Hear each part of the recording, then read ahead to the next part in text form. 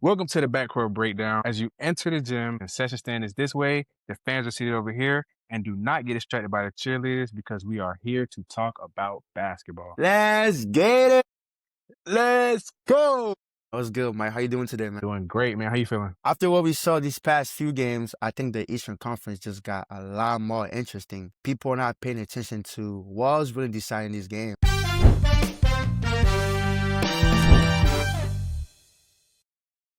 Welcome to another episode of the Backcourt Breakdown podcast when we break down the game of basketball from every aspect and every angle. My name is Junior, and I'm here with my co-host Michael today, and we're going to talk about some hoops. You ready, Mike? I'm ready, man. Let's do it. Okay, let's start with the East. The Sixers kept their season alive last night by avoiding elimination.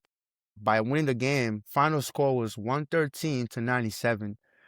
Joel Embiid finished the game with 33 points, 8 assists, 4 rebounds, and Tyrese followed that with 25 points and 10 rebounds. It was an amazing game last night. I just want to ask you, man, from what we saw last night, the Sixers showing us that they could potentially force a Game 7 against this Celtics team.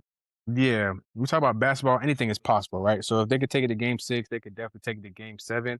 It's just going to be about can Joel Embiid produce again, and will his teammates step up like Tyrese and VJ? Yeah, I know the previous episode, we were talking about if the Sixer organization should move on from Joel Embiid, but I think this last game of yesterday, he definitely showed us that he could still perform at an MVP, and finishing the game with 33 points, 8 assists, I think that was very big for them. Well, I have an interesting take that I want to say. If the Sixers keep playing the way that they did last night, could they end up winning the series, do you think? It's going to be tough, man, because in the fourth quarter, the Celtics missed about 14 shots straight.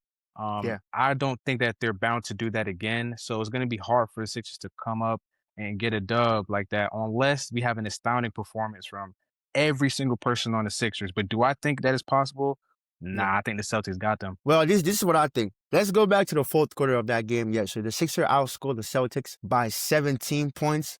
The score was 85-86 going to the fourth quarter. The Celtics were up 1. They got outplayed by the Sixers going to that fourth quarter. And I believe that for this Celtics team, in order for them to finish this series and eliminate the Sixers, they're going to have to finish the game strong. When you play the teams like the Sixers that have dynamic score like Tyrese Maxey's and VJ, and you have Joel Embiid put up performances like this, you have to close the game and not let them hang around. But I am very interested in seeing what they're going to be doing to the upcoming next game. Right. Moving on, let's talk about the Detroit Pistons. Detroit, man, are we watching a collapse or the Magic is just the better team? What do you think, Mike? I think it's a little bit of both, right? So with Detroit, the regular season, they were playing amazing. Then Cade went out. Then they lost their footing a little bit. So entering into the playoffs, it was kind of them finding their footing again. But when we talk about Orlando, they had something to prove, right? They had to go through the play and they had to go through all these things and all this adversity prior to playing against Detroit. So I think Orlando's just more hungry. They want it more than Detroit as of right now. And also, Jalen Duren isn't performing as well as we expected him to. Facts. I mean, the final score of that game yesterday was 88-94. Both teams were playing very hard. Desmond Bane made some big shot down the stretch. He finished the game with 22 points. Pablo also finished the game with 18 points and 8 rebounds. Cade had 25, which wasn't enough for them to win this ball game. But there's a question I want to ask you, man. Did we overrated the Pistons season because they were the number 1 seed? Is it overrated? I'm not sure because you got to think about the season before. Yeah. These guys didn't win a lick of basketball, right? Cade was even saying we're not a 7 or 17 or something win team, right? So he was saying that we're better than how we're playing. This year, the year after, they make it to the number 1 seed in the East and they're struggling in the first round. It's still an improvement from the horrible basketball they were playing the year prior. But is it what we expected? No, we expected much more considering how good they were doing. Yeah, for sure, man. And we also got to give some credit for this Orlando team based on how they're playing right now. You know, I think collectively they're putting on a great performance against this number 1 seed of the Pistons team. But I want to ask you a quick question. What do you think this Orlando team is doing that's working against this Pistons team? They're hustling. I mean, aside from everything else that I see, I just feel like Orlando really wants it. They want it more. Like, you know, you got Jalen Suggs out here that's playing very well in the early games. You got Paulo doing his thing. you got guys contributing. These guys are just they're hustling, right? You know, Yeah, they're making it uncomfortable for Jalen Duren to catch his flow. They're attacking him at the rim. So they're just hungry. facts. Yeah, this young team of the Magic definitely is hungry. I like their activity on defense. Having a guy like Pablo that can sometimes, create his own shot, but also contribute by getting other guys involved. There's a moment of the game that we all saw that I want to talk about. Jamal Cain. He had a crazy poster against Jalen Duren going to the third quarter, man. What do you think of a play It was like that crazy. during the playoff matchup? That joint was crazy watching that live because I didn't expect him to get downhill because initially on the inbound, he was looking to pass it. Yeah. So then he was like, okay. And whoever he was trying to pass to was being guarded. I forgot who he was trying to pass to. So he was like, okay, I'm going to just take it by myself. So he took it. He went through contact around half court. He got to the paint. Jalen Duren was down there. And then I don't know what I expected him to do, but I didn't expect him to like just elevate and just punch on him like that. So that Yeah. was insane. I started yelling as soon as I seen him. That was a crazy play. Especially in the third quarter in the playoffs. You usually see plays like that in the regular season, and I was like, hold on, Yeah. who? I didn't even know who he was. I'm like, who is this dude? But that was an interesting one. As a basketball player, you all know there is certain basketball play that can change an entire game momentum. So I want to ask you, do you think that that play was a momentum changer for the Magic for them to win that game? First, like it changed my momentum, and I'm not even in the game. I'm not in the arena. I know.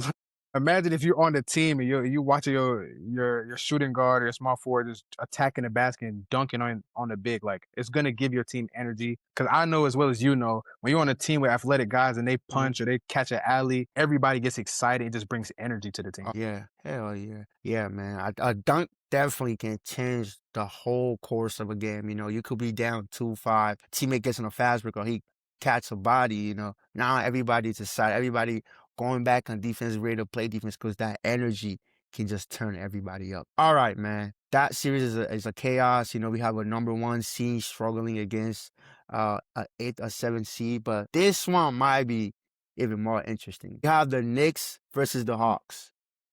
Crazy series. Yeah, this is a crazy one. I mean, the Knicks dominated the Hawks yesterday on Madison Square Garden, winning the game. The score was 126-97. Jalen Brunson had a monster performance. He finished the game with 39 points and 8 assists. Now, before we even start talking about the game, do we still believe that the Hawks can win another game and potentially force a game 7? Yes, I do believe the Hawks can still win and force a game 7. I was just Yeah. talking to someone earlier about this, and they were saying, oh, the Hawks are this, the Hawks are that, or they can't, da-da-da. They only have one scorer, which is CJ McCollum. He didn't perform that well last night, but Yeah. I definitely believe you bring it back home to Atlanta, and this might be a little biased because I'm from Atlanta, but I don't care.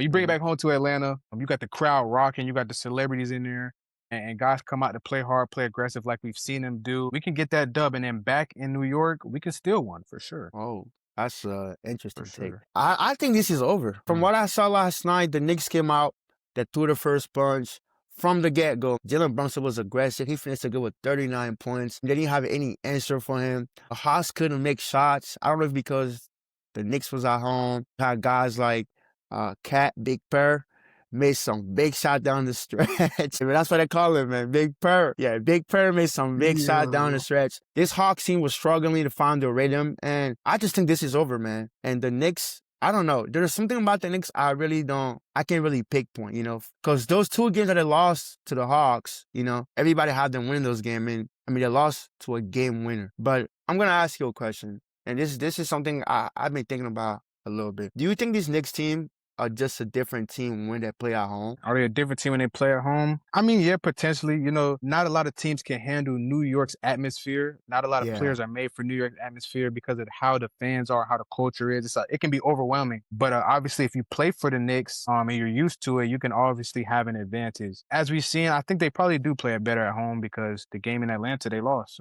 Yeah, for sure.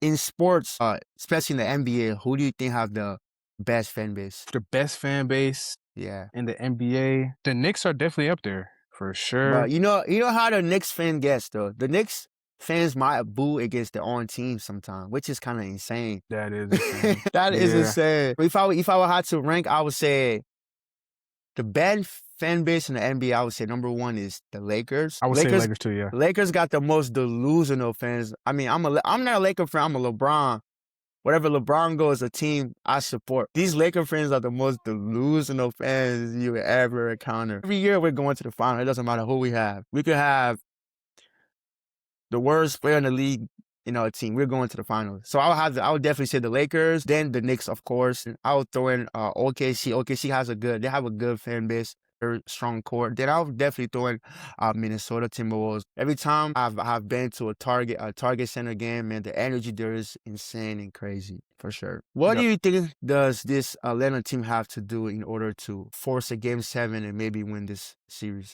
What they have to do, we can't let Brunson score 40 again. How do you stop Brunson? Yeah, we're going to have to get a switch. We're going to have to put someone else on Brunson. I don't know who was guarding him that game.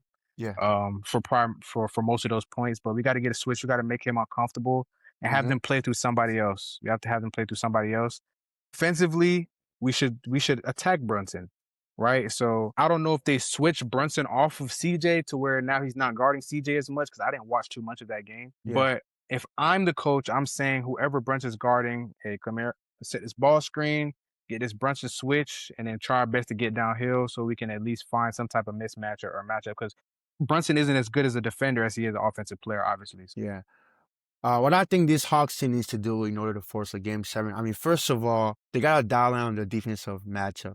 Like you said, you can't have somebody that's not a good defender on Brunson. And the New York Knicks will always try to get some sort of action where Brunson is having a mismatch. And we know when it comes down to one-on-one, Brunson is very good. He can get downhill. He can get to the free throw line. He's almost a 3-level scorer.